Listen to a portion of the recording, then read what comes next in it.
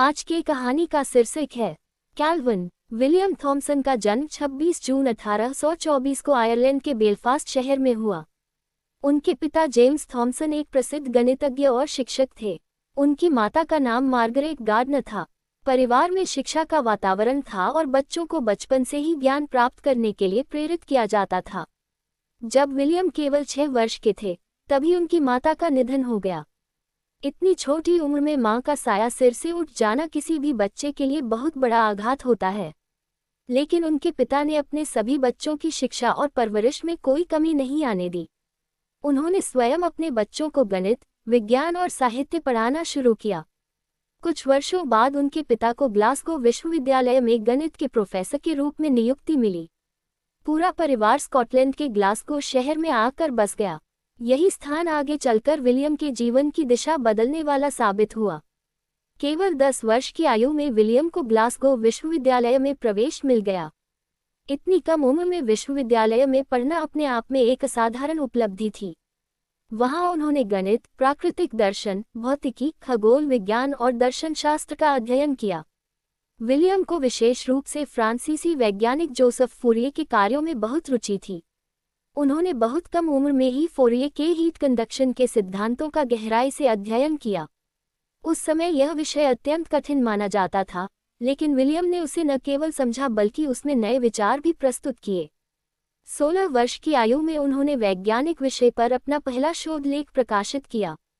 इतनी कम उम्र में शोध पत्र प्रकाशित होना उस समय अत्यंत दुर्लभ बात थी।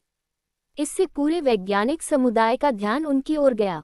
इसके बाद उन्होंने इंग्लैंड के प्रसिद्ध कैम्ब्रिज विश्वविद्यालय के पीटरहाउस कॉलेज में प्रवेश लिया।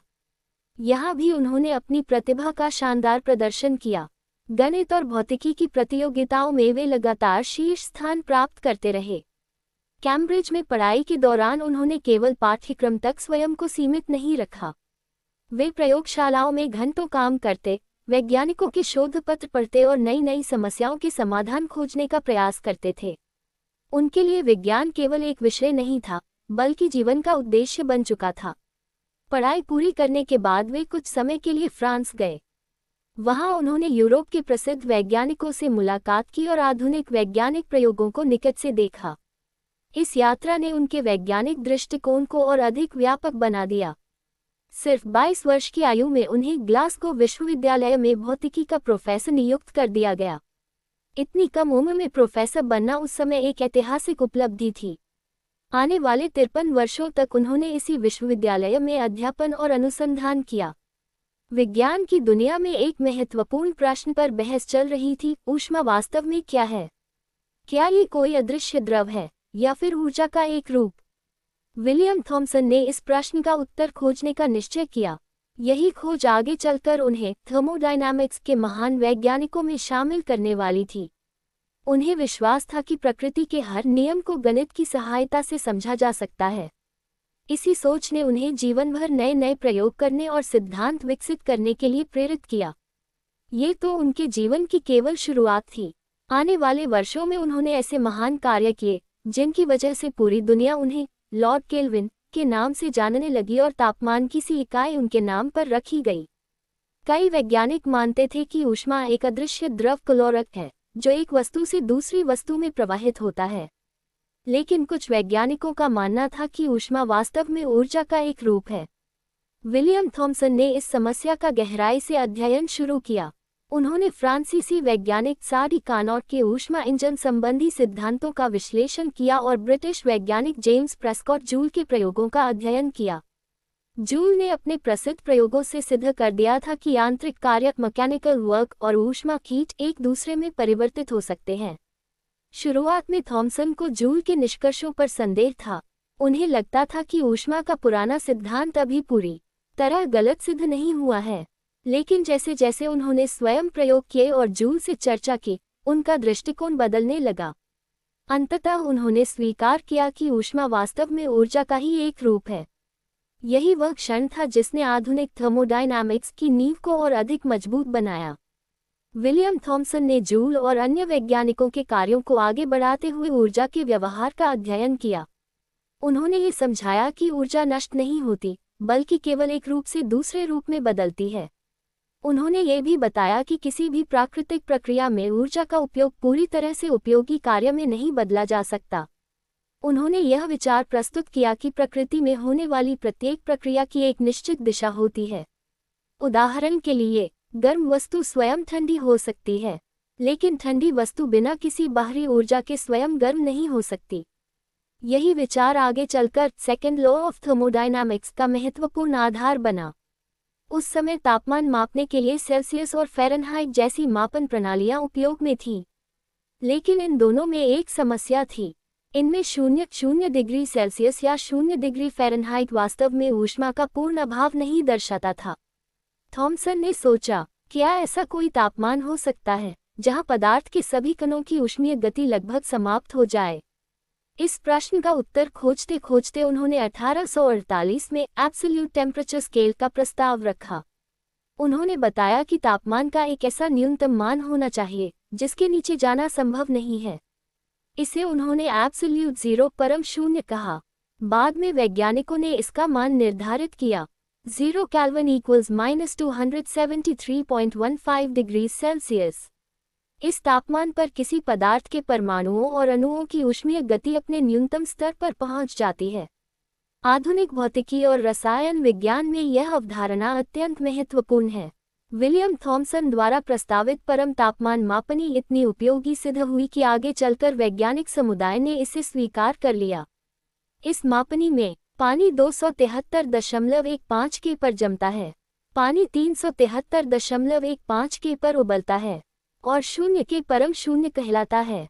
आज पूरी दुनिया में वैज्ञानिक प्रयोगों, अंतरिक्ष अनुसंधान, भौतिकी, रसायन विज्ञान और इंजीनियरिंग में केल्विन के तापमान मापनी का उपयोग किया जाता है। जेम्स प्रेस्कॉट जूल के साथ मिलकर थॉमसन ने गैसों पर अनेक प्रयोग किए। उन्होंने पाया कि यदि किसी गैस को अधिक दबाव से कम दबाव वाले क्षेत्र में बिना बाहरी कार्य किए फैलने दिया जाए तो अधिकांश गैसों का तापमान कम हो जाता है। इसे जूल-थॉमसन इफेक्ट कहा जाता है। यही सिद्धांत आधुनिक रेफ्रिजरेटर, एयर कंडीशनर, गैस द्रवीकरण, लिक्विफैक्शन ऑफ गैसेस, क्रायोजेनिक्स जैसी तकनीकों का आधार बना। अब तक विलियम थॉमसन का नाम पूरे यूरोप में प्रसिद्ध हो चुका था। दुनिया भर के वैज्ञानिक उनके शोध पत्र पढ़ते थे और उनसे सलाह लेते थे। उन्होंने गणित और प्रयोगों का ऐसा अद्भुत मेल प्रस्तुत किया कि विज्ञान में नई परंपरा शुरू हुई। उनके अनुसार, यदि किसी सिद्धांत को गणित की भाषा में व्यक्त नहीं किया जा सकता, तो उसे पूरी तरह समझा नहीं गया है। उनके व्याख्यान सुनने के लिए दूर दूर से विद्यार्थी आते थे। वे कठिन सिद्धांतों को सरल उदाहरणों के माध्यम से समझाते थे, जिससे विज्ञान विद्यार्थियों के लिए रोचक बन जाता था। 1860 के दशक में एक ऐसी परियोजना शुरू हुई जिसने पूरी दुनिया के संचार तंत्र को बदल दिया। यूरोप और अमेरिका के बीच समुद्र के नीचे हजारों किलोमीटर लंबी टेलीग्राफ केबल बिछाने का प्रयास किया जा रहा था। ये परियोजना कई बार असफल हो चुकी थी। इसी समय परियोजना के संचालकों ने विलियम थॉमसन से सहायता मांगी। थॉमसन ने समस्या का गहराई से अध्ययन किया। उन्होंने पाया कि समुद्र के नीचे इतनी लंबी केबल में विद्युत संकेत धीरे धीरे कमजोर हो जाते हैं। यदि उन्हें सही तरीके से मापा न जाए तो संदेश नष्ट हो सकता है। उन्होंने इस समस्या के समाधान के लिए अत्यंत संवेदनशील उपकरण बनाया, जिसे मिरर गैल्वेनोमीटर कहा गया। यह उपकरण बहुत ही कमजोर विद्युत संकेतों को भी पहचान सकता था। इस उपकरण की सहायता से हजारों किलोमीटर दूर से आने वाले संकेत भी स्पष्ट रूप से पढ़े जा सकते थे। यह उस समय की सबसे बड़ी वैज्ञानिक उपलब्धियों में से एक थी। इसके बाद उन्होंने एक और उन्नत उपकरण विकसित किया, साइफन रिकॉर्डर। यह आने वाले विद्युत संकेतों को स्वतः कागज पर दर्ज कर देता था। इससे संदेश पढ़ना पहले की तुलना में कहीं अधिक आसान और विश्वसनीय हो गया। 1866 में अनेक कठिनाइयों के बाद अंततः अटलांटिक महासागर के नीचे टेलीग्राफ केबल सफलतापूर्वक बिछा दी गई। अब लंदन से न्यूयॉर्क तक संदेश कुछ ही मिनटों में पहुंचने लगे। इस सफलता का सबसे बड़ा श्रेय विलियम थॉमसन की वैज्ञानिक समझ और उनके विकसित किए गए उपकरणों को दिया गया। पूरी दुनिया ने उनकी प्रतिभा की सराहना की। ब्रिटिश सरकार ने भी उनके योगदान को अत्यंत महत्वपूर्ण माना।